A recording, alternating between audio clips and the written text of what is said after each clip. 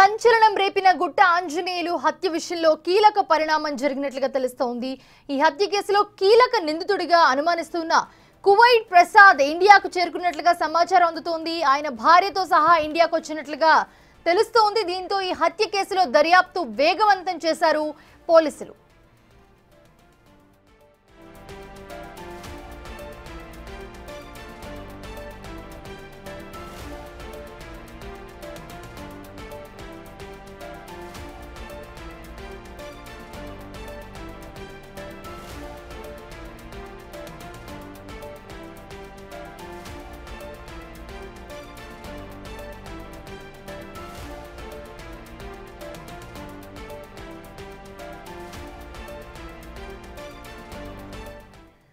కడప నుంచి మధు అందిస్తారు మరిన్ని అప్డేట్స్. మధు, చూస్తూ ఉన్నాము కువైట్ ప్రసాద్ ఈ పేరు ఇప్పుడు సోషల్ మీడియాలో ఎక్కడ చూసిన ఇదే పేరు వినిపిస్తోంది.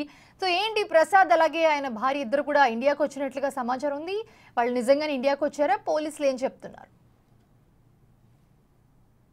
అయితే మౌనిష, అన్నమయ్య జిల్లా ఓబులవారిపల్లిలో జరిగిన ఘటన పైన పోలీసులు అయితే స్పందించడానికి రెడీగా ఉన్నారు. మనం ఇప్పుడు ప్రజెంట్ ఏదైతే ఓబులవారిపల్లికి సంబంధించి ఆ అన్నమయ్య జిల్లా రాజంపేట డిఎస్పీ కార్యాలయం సమీపంలో ఉన్నామో, అయితే ఏదైతే ఈ ప్రసాద్ ఏదైతే అభియోగాలు చేస్తున్నారో అసలు పోలీసులు స్పందించలేదు.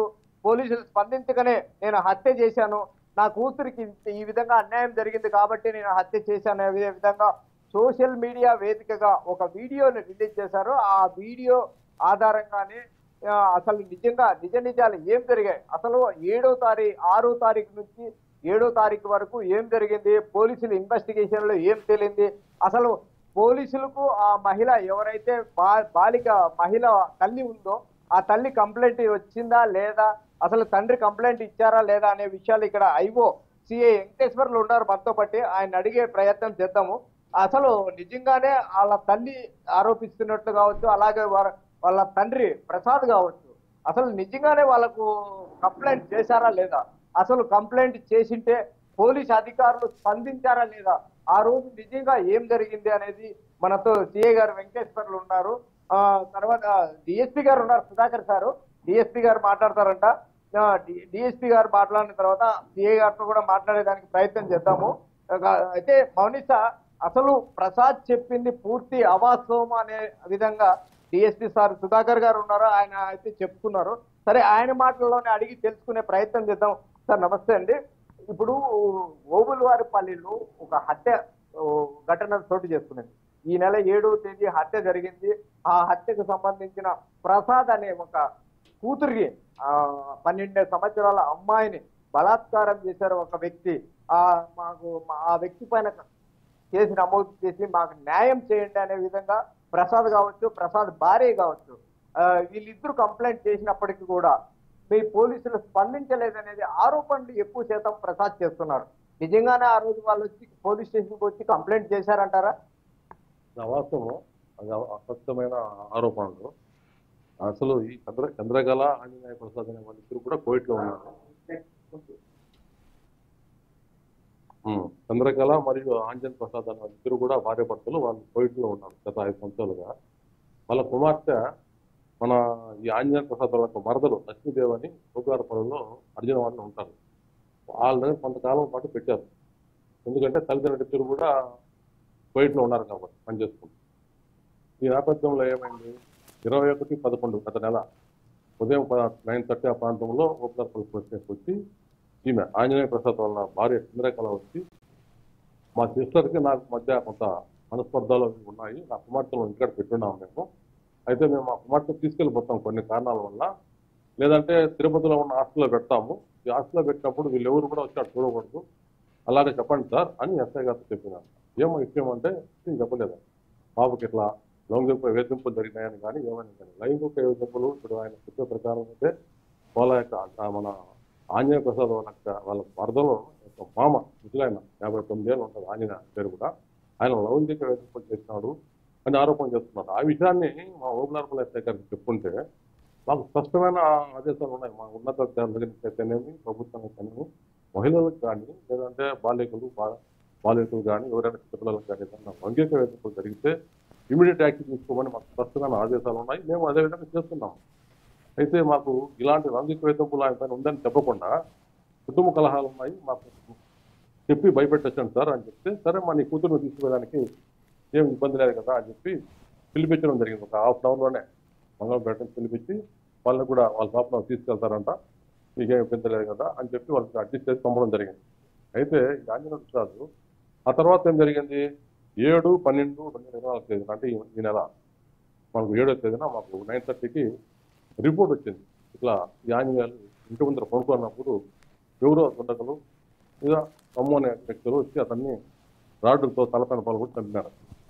దానిపైన మా ఇన్స్పెక్టర్ గారు మరియు ఎస్ఐ గారు బాగా దర్యాప్తు చేసినప్పుడు ఈ గతంలో అంటే జస్ట్ ఒక 1 వీక్ 2 వీక్స్ ముందు జరిగిన ఈ సందర్భంలోనే ఇదంతా జరుగుతుందనే ఉద్దేశంతో ఈ ఆంజనేయ ప్రసాద్ పైన చంద్రకాంత్ పైన అనుమానంతో కొన్ని సాంకేతిక కొన్ని విశ్లేషణ ఆధారంగా వీళ్ళు ఇక్కడికి వచ్చిపోయినట్టుగా అంటే ఆంజనేయ ప్రసాద్ వచ్చినట్టు కనుక్కొని వాళ్ళ బంధువుల ద్వారా ఇండియాకి రమ్మని చెప్పి తెలియజేయడం, అంటే అరెస్ట్ చేయాలని ఉద్దేశంతో. అప్పుడు అతను కనుక్కొని అతను ఆంజనేయ ప్రసాద్ ఏమంటే మామూలుగా యూట్యూబర్లో రకరకాల పోస్టులు పెడుతుంటాడు, వంటల పైన అతను యూట్యూబర్లో చాలా రకాల పోస్టులు పెడుతుంటాడు. ఆ ఉద్దేశంతో అత్యుత్సాహం చూపించి ఇలా చంపడం వల్ల బాగా సెన్సేషన్ అవ్వచ్చని చంపినాడు తప్పితే ఇక్కడ మా పోలీసు వల్ల కానీ వాళ్ళ నిర్లక్ష్యం వల్ల ఆయన ఇక్కడ చంపింది కాదు. ఒకవేళ ఆ ఉద్దేశంతో అక్కడ వచ్చినప్పుడు కోయిట్ నుంచి దాదాపు ఇండియాకి వచ్చాడు. పక్కనే ఇక్కడ కోడూరులో కానీ రాజంపేటలో కానీ, కోడూరులో సిఐ గారు ఉన్నారు, రాజంపేట నేను ఉన్నాను. ఇక్కడ ప్రజలందరూ కూడా ఏదన్నా ఎస్ఐ కానీ సరిగ్గా స్పందించకపోతే సిఐ గారి దగ్గర కానీ లేదంటే డీసీ వస్తారు. ఇప్పుడు అలాంటి వాళ్ళ అమ్మాయికి లైంగిక వేధింపులు జరుగుంటే వెంటనే సిఐ గారి దగ్గర చెప్పొచ్చు. ఆయన ఏం చేసింది, 21వ తేదీ పోలీస్ స్టేషన్కి వచ్చిన తర్వాత 22వ తేదీ వెళ్ళిపోయింది కోయిట్కి. వెళ్ళిపోయిన తర్వాత వాళ్ళ భర్త చెప్పింది, భర్తకు ఎలా చెప్పి ఆయన చెప్పుండొచ్చు బహుశా ఈ లాంగ్వేజ్ వేధింపు.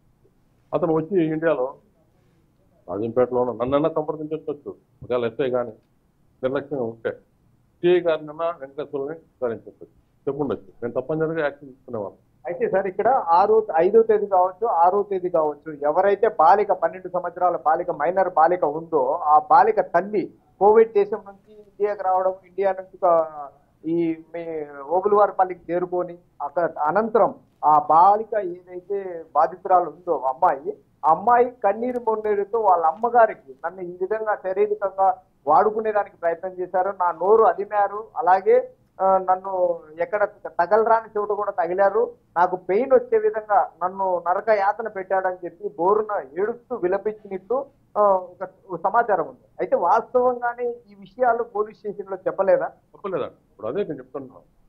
ఇప్పుడు రీసెంట్గా ఎల్ఆర్పల్లిలో కూడా ఒక చిన్న బాలిక 11 ఏళ్ళ అమ్మాయికి గురుకుల పాఠశాలలో కొంచెం లౌకిక వేధింపు జరిగిందంటే కన్సర్న్ ప్రిన్సిపాల్ని వాళ్ళ భర్తని ఇద్దరిని అరెస్ట్ చేసినాము. వీళ్ళు ఈ రోజు వరకు కూడా రిమాండ్ ఉన్నారు. మా అధికారులు ఏదైనా కానీ ఏమైనా కానీ ఎంతైనా స్పందించినాం. ఏదన్నా బాలికకి ఏదన్నా లౌకిక వేధింపులు కానీ ఏదైనా జరిగినప్పుడు ఇమీడియట్గా స్పందిస్తాం. అక్కడ ఎస్ఐ గారి దృష్టికి తీసుకోవాలా. ఒకవేళ ఇంకా మీరు అనుకున్నట్టుగానే ఎస్ఐ గారు సరిగా నిర్లక్ష్యం వహించాడు అనుకున్నాము. కోవిడ్ నుంచి వచ్చిన అతను డీ గారికి చెప్పొచ్చు, నాకు డీసీ గారికి చెప్పొచ్చు కదా, మేము డెఫినెట్గా స్పందించేవాళ్ళం గట్టిగా. అతను మద్దతు చేయాల్సిన అవసరం లేదు. అయితే ఇతను జీవితము సోప్ పోస్టులు పెట్టే అలవాటు, రకరకాల సెన్సేషన్ సృష్టించాలనే ఉద్దేశంతో దీన్ని చేసినాడు తప్పితే. అయితే సార్ ఇక్కడ ఇంకొక చిన్న విషయము, ఈ కొద్దిసేపటి కిందమే ఒక ఆడియో రిలీజ్ అయింది, ఒక ఆడియో మీడియాకు రిలీజ్ అయింది. ఏ హత్య జరిగిన అనంతరం ఆ హత్య ఎవరైతే హత్య చేశాడో ప్రసాద్, ఆంజనేయులు ఎవరైతే చనిపోయారో వాళ్ళ కోడలు, ఆంజనేయుల కోడలు, హత్య చేసిన భార్య, వీళ్ళిద్దరూ సంభాషించుకున్న సంభాషణలో మనం సెటిల్మెంట్ చేసుకుందాము, పోలీస్ స్టేషన్కి వద్దు, కేసులు వద్దు అనే విధంగా ఎస్ఐ ముందరనే మాట్లాడుకున్నట్లు ఒక సమాచారం ఉంది. ఇలా ఈ విధంగా సెటిల్మెంట్లు చేసుకుంటే ఇంత ఒక మైనర్ బాలిక పైన హత్యాయత్నం జరిగినప్పటికీ ఒక పోలీస్ స్టేషన్కి వచ్చినప్పుడు దాన్ని ఎందుకు మీరు కేసు కట్టలేకపోయారు, అసలు ఎందుకు కంప్లైంట్ తీసుకోలేకపోయారు, అసలు తీసుకోకుండా పోవడానికి కారణం ఏంటి?